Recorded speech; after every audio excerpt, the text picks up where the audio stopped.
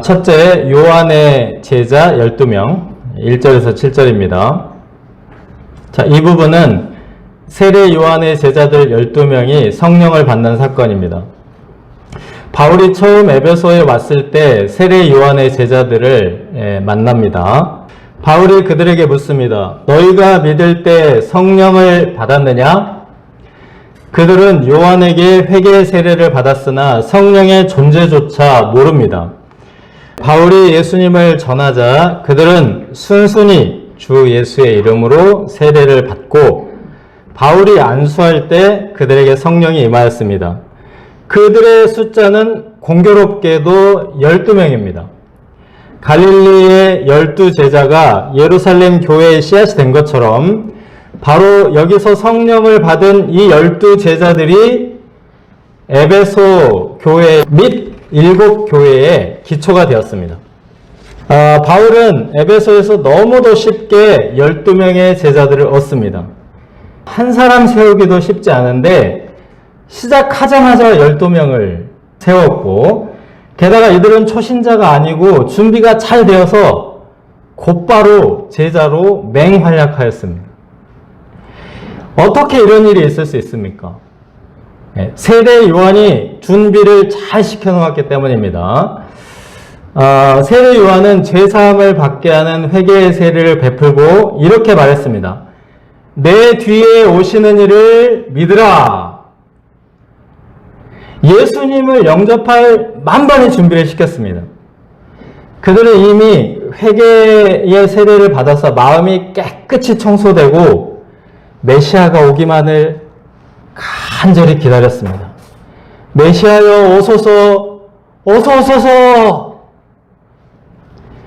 이처럼 마음밭이 좋으니 일사천리로 12제자가 세워진 것입니다.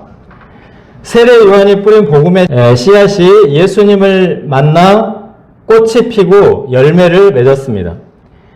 이처럼 복음의 씨를 뿌리면 반드시 열매를 거두게 됩니다. 뿌리는 자가 당장 거두지 못해도 언젠가는 거두는 자가 있습니다.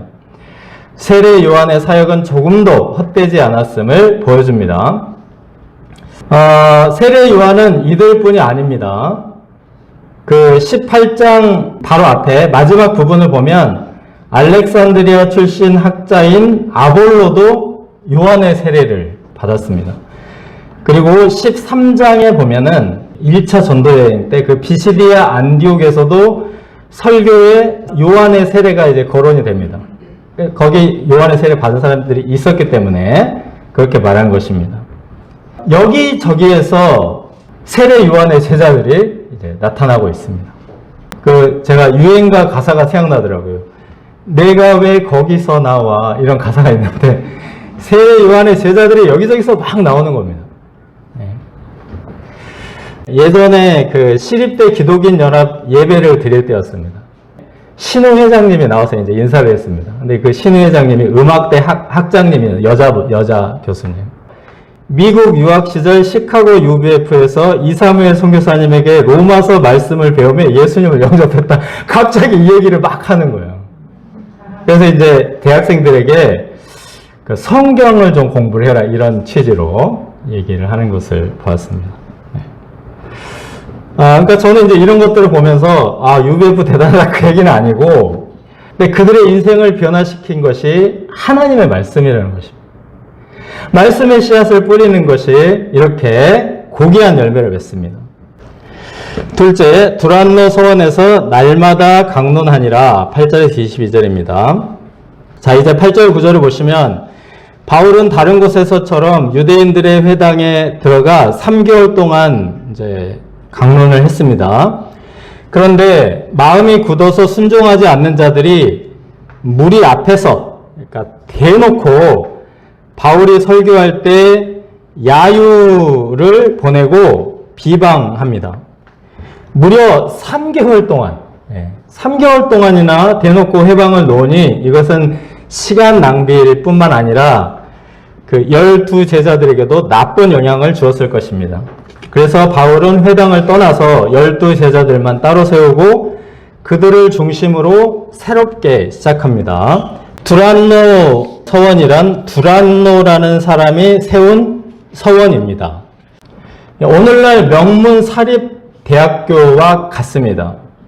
바울은 바로 이곳을 2년이나 날마다 임대하여 12제자에게 집중적으로 강론합니다.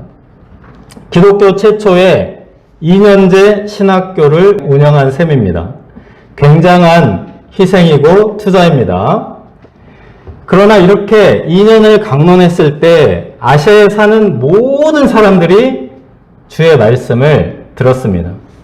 이 과정에서 에베소 교회뿐 아니라 소아시아 7교회가 동시다발로 세워진 것입니다.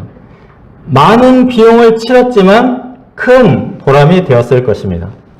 제자들을 따로 세우고 2해 동안 이같이 하니 그 소원 있는 제자들을 따로 세웠다는 점과 2년 많은 시간을 들여서 말씀을 공부했다라는 점이 강조되고 있습니다.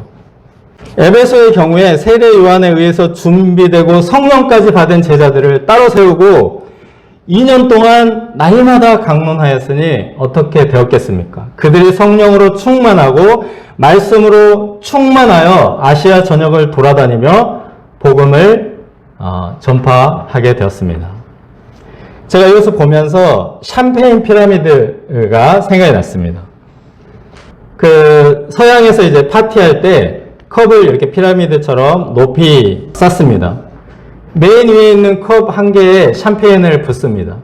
이 컵이 차고 넘치게 계속 부어주면 한 컵에 붓는데 모든 컵에 샴페인이 가득 차게 됩니다.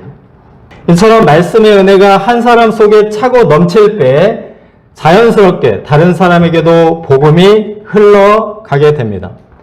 집중적으로 차고 넘치게 성령을 부음받고 말씀의 세례를 받은 12제자들이 은혜가 차고 넘쳐서 온 아시아에 복음이 전파된 것입니다.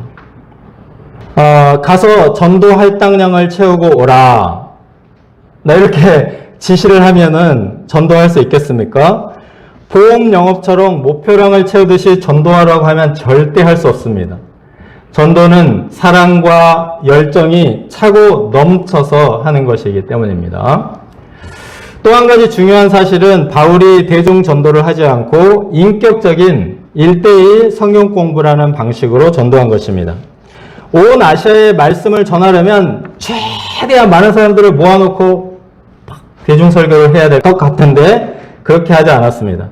12명만 딱 따로 세우고 그 각 사람을 1:1로 양육했습니다. 사도행전 20장 31절에 그러므로 여러분이 일깨어 내가 3년이나 밤낮 쉬지 않고 눈물로 각 사람을 훈계하던 것을 기억하라. 눈물로 각 사람 훈계 1:1로 섬긴 것입니다. 이처럼 바울이 성경 공부에 올인 모든 자원을 쏟아부을 때 하나님께서 특별한 기적을 일으키셔서 복음 전파를 도와주십니다. 손수건 앞치마 등 의류를 통해서 일어나는 기적은 구약시대 선지자들로부터 이제 있었던 일입니다. 그러므로 이 기적은 바울이 선지자다. 그러므로 바울이 하는 말은 곧 하나님의 말씀과 같으니 바울의 말을 들으면 구원을 받는다. 라는 것입니다.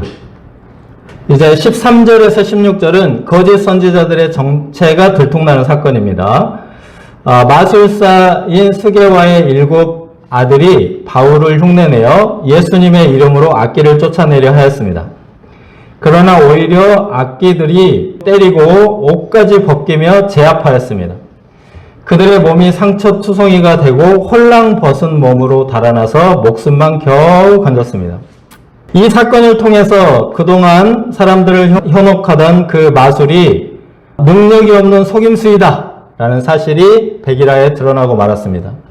동시에 바울이 참 선지자이며 바울이 전하는 그리스도가 참 하나님이시다 라는 사실이 밝게 드러났습니다. 많은 마술사들이 마술책을 모아가지고 와서 모든 사람 앞에서 불살랐습니다. 그 책값을 계산해 보면 은 하나가 1일 품삯입니다. 1일 품삯. 그러면은 은 5만원, 네, 50억 내외가 되겠죠. 엄청난 책을 부수려고 했습니다. 이 당시 책은 양가죽으로 되어 있어서 양피지. 예, 요즘처럼 이제 값싼 종이가 아니고. 마술사들은 이 책이 아깝다고 당근에 중고로 팔지 않았습니다. 불태워버립니다. 마술이 쓸모없는 것일 뿐만 아니라 해로운 것이기 때문입니다. 마술로 먹고 살던 사람들이 마술책을 태우면 이제 뭐 먹고 살죠? 그들은 춥고 배고프더라도 예수님을 따라 거룩한 삶 살기를 열렬히 사모하고 즐거워한 것입니다. 20절을 보시면 이와 같이 주의 말씀이 흥왕하여 세력을 얻었습니다. 마술과 주술의 지배를 받던 사람들이 말씀의 지배를 받게 되었습니다. 이 두란노 서원에서 두란노는 라틴어 티라노입니다. 아이들이 좋아하는 공룡 티라노사우루스의 티라노. 그 어원은 강력한 지배, 어떤 세계를 아우르는 권세입니다. 두란노 서원의 성경 공부를 통해서 에베소와 온 아시아를 하나님의 말씀이 지배하게 된 것입니다.